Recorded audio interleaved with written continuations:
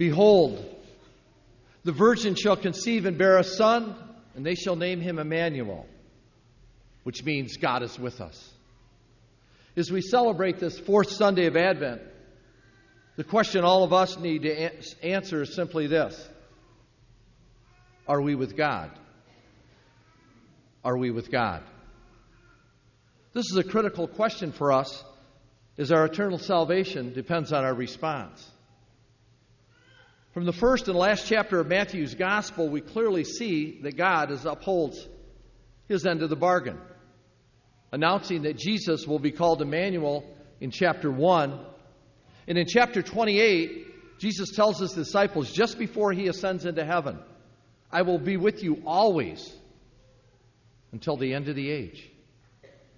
Joseph certainly was with God without knowing where that would take him. He did as the angel of the Lord commanded him. If we listen carefully to our readings today, we see the same sign was given to Ahaz and Joseph. The virgin shall conceive and bear a son, and they will name him Emmanuel, which means God is with us. Joseph's response to the angel of the Lord is a beautiful witness to what it looks like to wait on God when things don't make sense in our life. In the waiting rooms of life, we discover what we really believe about God. Our readings today make a comparison between Ahaz and Joseph and sheds light on the fact that there's probably a lot of Ahaz in all of us. Joseph accepted the mission that God had placed before him, and he moved in faith. He had previously made up his mind to divorce Mary quietly, but he changed his plans after the angel visited him in his dream. Joseph was attentive to the voice of God in his life. In contrast, King Ahaz tries to solve his problems all by himself without God's help. He goes out to observe what is being done to secure the city's water supply in case of a siege. The prophet Isaiah challenges the king to consider what he is doing, though, to secure his kingdom's relationship with God. Isaiah tells Ahaz to pick any sign that will convince him of God's love and protection over the city. Isaiah wants the king to trust that the Syrian attack, he fears, will never materialize. Surprisingly, though, Ahaz refuses the invitation to trust God. The king already has his plans in place, and he feels that asking a sign from God will be an imposition, which is really false piety. And maybe some of us know the drill of not trusting God. Venerable Bishop Fulton Sheen spoke powerfully to this attitude of Ahaz when he said, and listen to this carefully, all worry is atheism because it's a lack of trust in God. Let me say that again from Bishop Fulton Sheen. All worry is atheism because it's a lack of trust in God. The same sign which is given to Ahaz and Joseph is given to you and me. And this brings us back to our original question. Are we with God? How often do we take the time to listen to the voice of God and allow Him to speak to us? When things don't make sense to us or things don't go our way, do we ever think to ask the question, Lord, how can this difficulty in my life be used for your glory? Do we go it alone like Ahaz did? Do we refuse to listen to the Lord through the people that He brings into our lives? Or do we respond like Joseph and trust the character of God? A very intriguing question to ask from today's gospel is this. Why did the angel of the Lord wait until after Joseph had considered his options? Why did God make Joseph wait before he told him who Jesus' real father was? Why would He do that? It's in the waiting rooms of life what I like to call, and I've talked about this a lot, the classroom of silence. That we discover what we really believe about God. How do we react in our times of waiting? Do we get angry, scared, cynical, self-pitying? Or do we focus on who God is and look for ways that God could be working in our lives? 14 years ago, I reacted poorly to my circumstances. When our daughter Rachel was born, I was angry, scared, cynical, and self-pitying. As many of you know, our Rachel has Down syndrome, and she usually sits in the third row here, right in front of me at 9:30 Mass. She's not with us this morning, but Janet is. I would love to tell you that I responded like Joseph with deep faith and trust, but that would be a lie. I shared our story a number of years ago in a homily of how angry I was at God. We had always been open to life in our marriage, but to have a special needs child was not part of our plan. Please hear what I just said. To have a special needs child was not part of our plan, but it was God's plan. And it has truly been a blessed and amazing journey for our entire family. Amazing. While Janet was in the recovery room, I was with Rachel in the neonatal care unit when the attending physician walked into the room to inform me that our baby had trisomy 21, the extra chromosome. Alone in that room, filled with fear, I prayed over Rachel that God would heal her. My words were of desperation. God, you have to heal her because I cannot deal with what the future holds.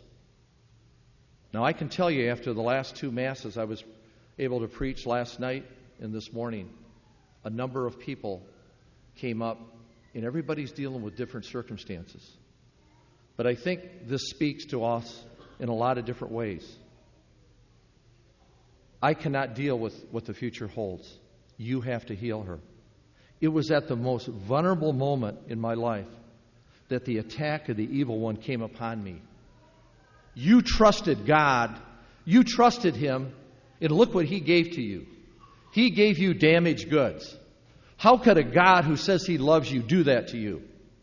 Maybe some of us are familiar with that lie. For 6 weeks, I modeled a lot of what we see in Ahaz.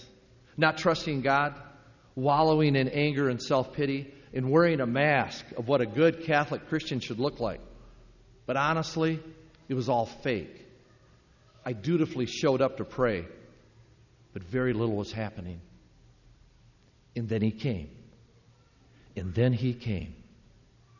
It was in the classroom of silence that the Holy Spirit came when I was spiritually and emotionally exhausted, and He spoke these words to my heart.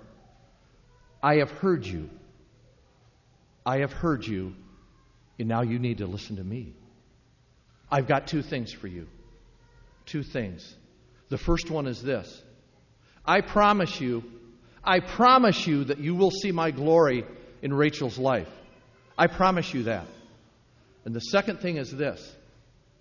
I'm not going to heal Rachel. I'm not going to heal Rachel because she's not the one that's handicapped. The person that's handicapped is you because you're judging her. It was at that moment that God broke into my life and healed me in an astonishing way to love and embrace her for the beautiful daughter of God that she is. Now, we've talked a lot here about the parish, and Father Matthias has led this with healing. And brothers and sisters, I'm telling you that it is real. Healing is real for us. If we're honest with ourselves, we all get lied to in various ways about our self-image, our social status, how much money we have in our 401k, or how successful our children are. Although the gospel does not reveal it to us, we can be sure that Joseph was also being lied to about how to respond to Mary's pregnancy. The very reason that we say the prayer to St. Michael at the end of Mass is not to fill in time. It's because we're in a spiritual battle. The devil is a liar from the beginning. He is an accuser and a divider. The lie he used against me was that Rachel was going to be a burden to our family. And if you ever question that, look at the statistics. That's what's happening over in Europe, in some of the countries over there, in Iceland and Denmark, where they've totally eliminated special needs children by murder. It's safe for us to assume that the lie that he was throwing in Joseph's face was that Mary had been unfaithful. One of the most inspiring things about Joseph's life is that he refused to listen to that lie. And when he received the news that Mary would be the mother of the Messiah, he cooperated fully by obeying God and acting in faith, humility, and courage. And it takes faith, humility, and courage to allow the Lord to use us for His glory, even in our life when things don't make sense.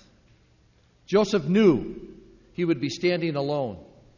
He knew that he would be misunderstood. The men and women of Nazareth would gossip and sneer.